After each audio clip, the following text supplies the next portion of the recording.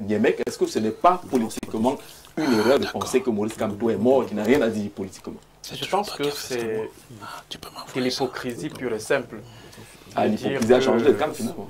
De l'hypocrisie pure et simple, dire que Maurice Kamto ne représente rien, en même temps faire une fixation sur lui. Voilà, je crois qu'à un moment donné, ça peut ressembler à une haine viscérale vis-à-vis de l'homme.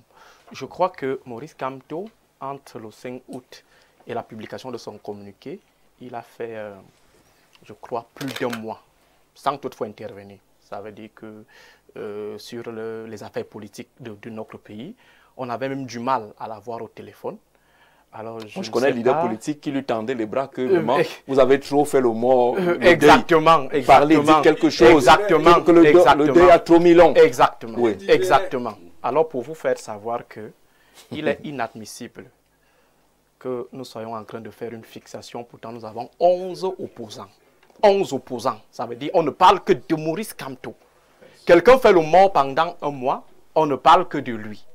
Il refait surface, on ne parle que de lui. Pourtant, nous avons 11 candidats qui veulent affronter Paul Biya. Et deuxième chose, j'ai l'impression que, en fait, on aime se nourrir des ragots. Moi, je l'ai dit tout à l'heure, j'ai eu la chance de discuter en tête à tête avec les différents candidats. Ça veut dire que je suis allé chez eux, surtout ceux du Grand Nord. J'ai discuté avec Bello Bouba, j'ai discuté avec Issa Chiroma. Et je vous dis ceci, c'est une information. Maurice Kamto n'a jamais été commandeur d'une quelconque médiation. Il n'a jamais, je dis, il n'a jamais été commandeur d'une quelconque médiation. Alors, qui a dit qu'il demande une médiation? On lui demande de se taire.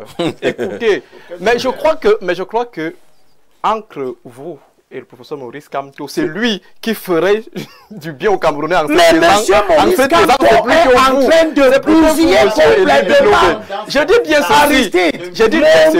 Aristide Mono, pas de brailler ne vous rendra pas convaincant. Ça ne vous rendra pas convaincant. Vous allez brailler toute une vérité. Permettez à Aristide Mono d'aller. Je crois que monsieur Lévi Lobé, c'est un acteur politique. C'est ça que vous faites. Il a fait non, le problème, c'est qu'il lui pense qu'il a le droit de toujours parler. Mais curieusement, on a l'impression que donnez-moi la parole. Monsieur Lévi Lobé refuse de nous présenter son bilan d'opposant pour se concentrer sur je te présente le bilan, c'est toi l'électeur. Voilà, donc j'aimerais vous faire savoir que dans ma circonscription. Je vous dis, monsieur Elimbi, en dehors des plateaux de télévision, vous n'existez nulle part. J'ai été conseiller municipal 10 ans durant. Toi, tu ne l'as jamais été dans ta vie. Un has-been, disons. Oui, un has-been que toi, tu n'as jamais été. Je ne suis même pas sûr que tu le seras. C'est pas son rôle. Allez, c'est pas son rôle. Écoutons Aristide Mono. Ce que j'aimerais préciser, c'est que Maurice Kamto est devant un dilemme, et je le reprécise, il est devant un dilemme. Ne pas s'engager dans la médiation qui lui est proposée, confiée, l'exposerait à une certaine sanction d'une opinion qui pourrait estimer qu'il est égoïste. Ça veut dire qu'il ne veut pas participer à la victoire des autres candidats. Voilà. Il y a également une branche dans son parti qui estime que lorsqu'il a eu ses déboires au Conseil constitutionnel, on n'a eu personne autour de lui pour le réconforter. Même chose également avec ses prisonniers politiques et ils estiment que M. Kamto n'a pas de contribution à apporter. Alors face à ce dilemme, pour nous autres républicains, pour nous autres qui sommes soucieux du travail fait par ces différents militants pendant plusieurs années, pour nous autres qui pensons que ceux de la région du Grand Nord qui estiment que c'est l'heure du Grand Nord, alors pour nous, il est important que Maurice Kamto puisse jouer un rôle important. Le professeur Mathias Owonangeni, l'un des fondateurs du MRC, il a dit tout à l'heure qu'il y avait pas assez de temps pour construire une certaine base programmatique consensuelle. Il faut, comme les militaires disent, c'est le terrain qui détermine la C'est manière. faux, c'est faux. Alors, Quel terrain? monsieur Mathias Owonangene, allez à la source, questionner les différents La guerre acteurs, s'apprend à l'école. partis au consensus pour leur demander quelle est la base de votre consensus. Peut-être vous avez vos données académiques, livresques, mais allez sur le terrain. Mais je vous donne un indice. Le propos de l'évêque de Yagua. C'est ça, c'est ça. Je dis bien le propos de l'évêque de Yagua. À un moment précis, à un moment précis de l'histoire d'une nation, monsieur Mathias. Tout ce que vous allez raconter à l'école, ça ne fait absolument à rien. C'est le pragmatisme. Vous êtes sérieux? C'est ça le pragmatisme. Parce que, en fait, les alliances que le RDPC a eues avec les acteurs de l'opposition depuis 1992, je ne sais pas s'il y avait une certaine affinité programmatique ou idéologique. Alors, c'était tout simplement du pragmatisme pur et simple.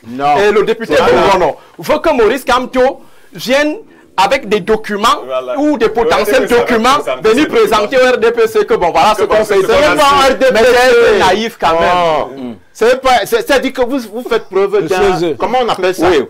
Ce que vous faites là, c'est du sophisme. C'est une sur le plan intellectuel. Et c'est tellement simpliste, docteur Mono. Non, moi je vous le dis. Non, laissez-moi parler. Je vous le dis.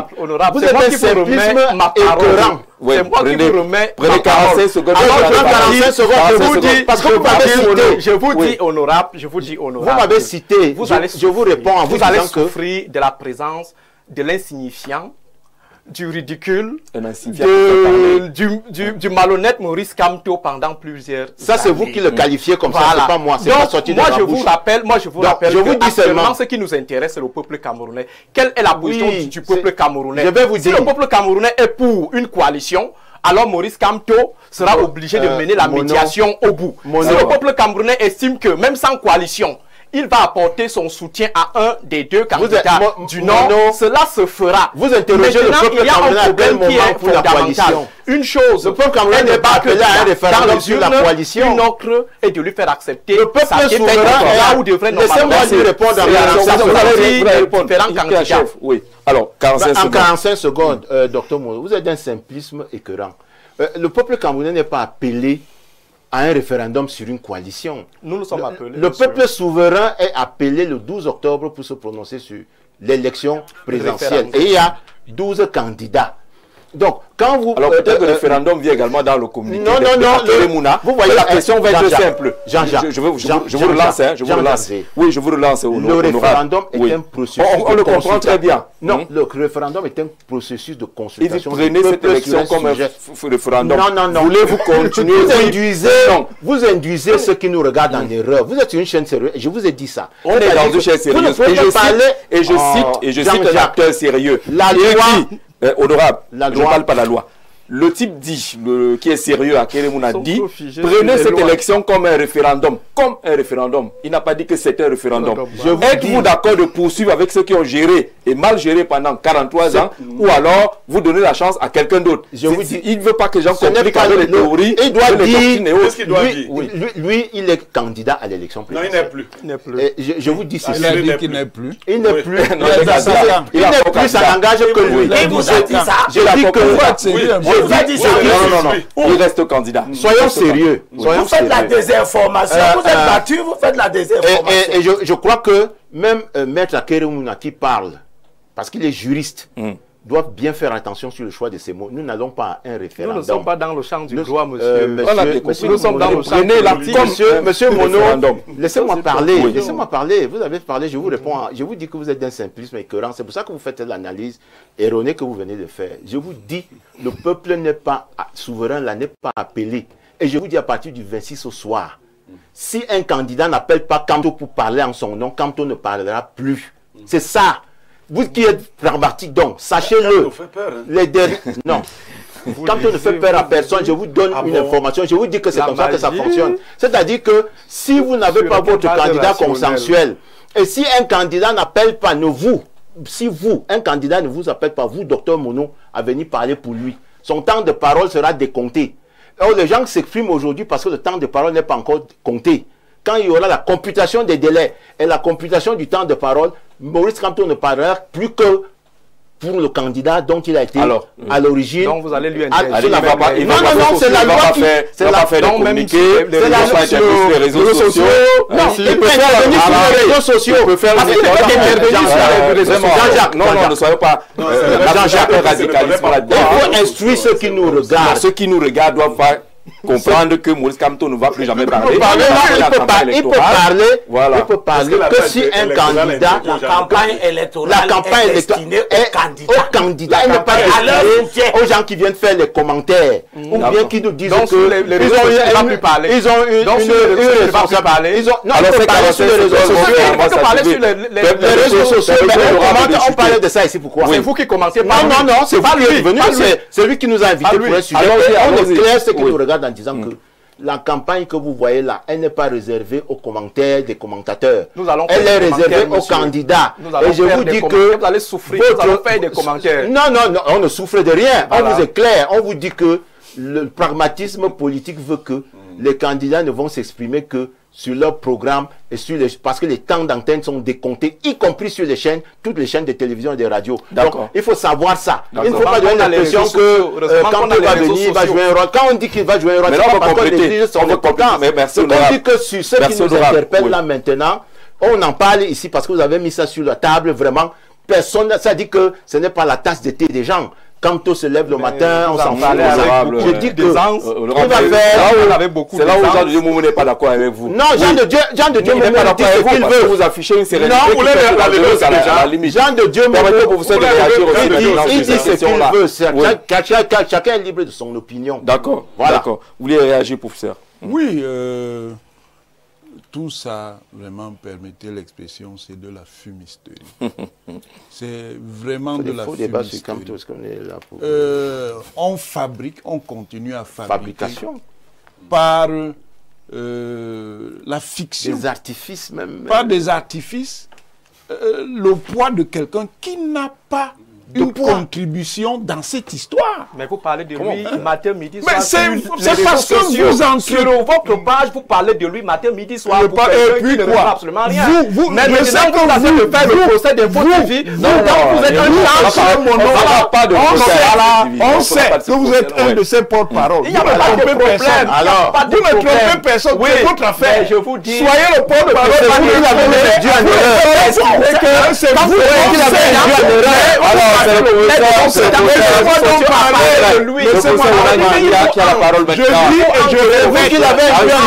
Je répète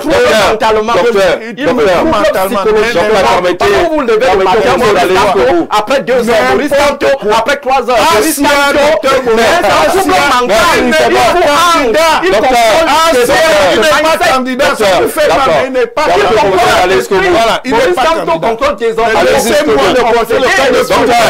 ça, c'est les choses de l'église. Allez-y. Je dis, un docteur en sciences politiques. Moi, il m'amuse beaucoup parce qu'ils sont en train de fabriquer la victoire du RDPC. Ah bon? Je ne vous expliquerai pas le résultat final. Le résultat final, c'est qu'ils sont en train de fabriquer la victoire du RDPC. En croyant faire la science. Qui continue? Est-ce qu'une défaite du RDPC est possible? Faire la science. On va sortir de là. Je demande la parole. D'accord. On a beaucoup mis l'accent sur on fait le débat. On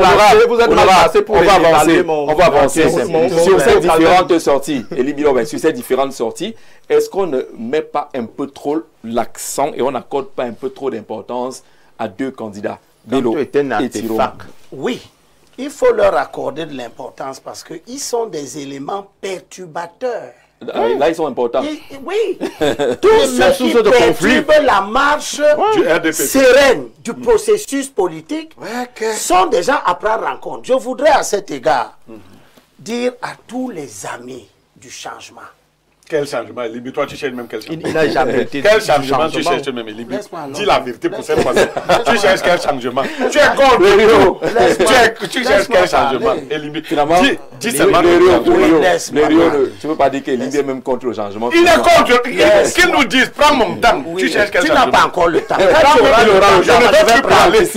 Tu cherches quel changement? Ok, laisse-moi, je parle d'abord mon temps, ensuite je parle. Parle-nous du changement. Alors, je parle à tous ceux qui se battent contre le régime du président Biya. Non. De quel changement? Je leur dis que l'apôtre Paul a parlé à Tite, et la Bible ne ment pas.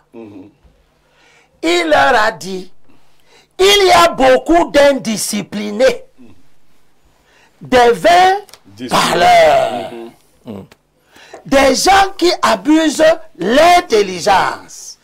Il faut leur fermer la bouche parce qu'ils continuent à bouleverser des maisonnées entières en enseignant pour un gain malhonnête des choses qu'ils ne doivent pas enseigner. Je vais donc vous dire, ce sont les gens comme vous, qui vous immixez dans la politique pour régler vos comptes. C'est vous qui avez induit Maurice Kamto en erreur, lui par particulier. Parce que premièrement, s'il vous plaît, c'est moi qui parle. Premièrement, honorable qui est celle dans le mensonge.